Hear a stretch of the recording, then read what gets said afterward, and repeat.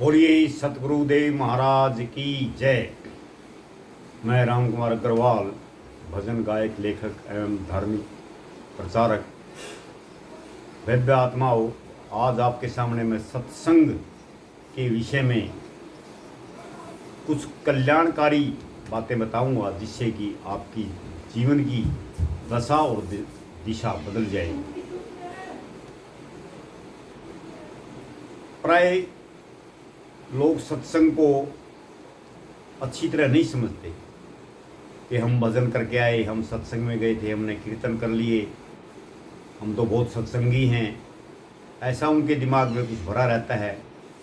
लेकिन आध्यात्मिक दृष्टि से देखा जाए तो सत्संग का अर्थ है सत्य का संग, यानी प्रभु का संग, यानी आत्मा का संग। ये संग उन्हीं को मिल सकता है जो सतगुरु की शरण में आए हैं। सतगुरु कौन होता है? जिन्होंने सत्य को जाना है, अपने जीवन में सत्य को धारण किया है। उन्हीं सतगुरुओं से हमें सत्य का संग मिल सकता है। सतगुरु कब मिलते हैं? जब हजारों जन्मों के पुण्य हमारे फल जाते हैं, तब हजारों जन्मों के पश्चात हमें सतगुरु मिलते हैं, ज्ञान मार्ग दिखाने के लिए, हमारे जीवन को सफल बनाने के लिए, हमारे विवेक के, हमारा जो विवेक है उसको साफ करके, उसके ज्ञान को साफ करके निर्मल बना देते हैं। तब अज्ञान की ग्रंथियां खुल करके सतगुरु अपने जैसा ही शिष्य को बना लेते हैं। गुरु दत्तात्रेय ने 24 गुरु बनाए थे, जिनमें पक्षी आदि भी थे, वायु भी थी, अग्नि भी थी। उन्होंने सभी को गुरु माना है। वैसे तो गुरु कई प्रकार के होते हैं। जो शिक्षा दे वो शिक्षा गुरु, जो मैकेनिक का काम सिखाए वो मैकेनिक का गुरु, जो डॉक्टर का काम सिखाए वो डॉक्टर का गुरु। लेकिन परमात्मा के बारे में जानने वाला, जनाने वाला, वो सतगुरु कहलाता है। सत्य का मार्ग दिखाने वाला सतगुरु ही कहलाता है, जो कि हमारे अज्ञान को दूर कर करे हमें निर्मल बनाता है और जन्म मरण के चक्कर से छुड़वाता है। वही सतगुरु कहलाता है।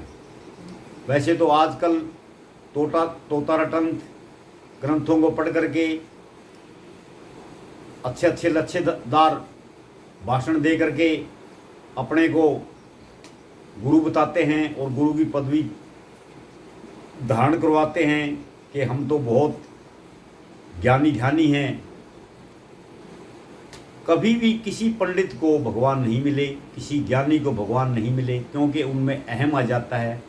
शब्द से अनुभव तक की यात्रा को ही असली यात्रा बोलते हैं। करनी और कथनी में बहुत अंतर है। कथनी जब करनी में आ जाती है तभी कल्याण होता है, वैसे कल्याण नहीं होता। तो आज हम जिस विषय पर चर्चा कर रहे हैं वो सत्य का मार्ग है। सत्य का मार्ग बड़ा कठिन है, इसमें बड़ी कठिनाइयाँ आती हैं। राजा हरिश्चंद्र को भी बड़ी कठिनाइयाँ आई थी, मीरा को भी बड़ी कठिनाइयाँ आई थी। और मीरा, कबीर, रविदास जैसे अति गरीब होते हुए भी उन्होंने प्रभु को पा लिया था। सत्य की इतनी महिमा है। सत्य में 1000 हाथियों का बल होता है। सत्य के बराबर कोई धर्म नहीं है और झूठ के बराबर कोई पाप नहीं है, ऐसा पुराणों में, वेदों में लिखा है। जिस तन या मन में सत्य का वास होता है वहाँ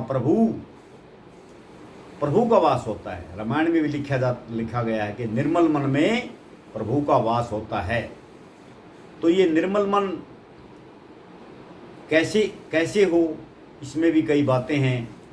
जैसे ब्रह्मचर्य का पालन करना, संयम रखना, न ज़्यादा सोना, न ज़्यादा खाना, और आध्यात्मिक गुरुओं के पास लगातार जाते रहना, और हर पल, हर श्वास में उस प्रभु को कण कण में देखना ही सत्य का मार्ग है।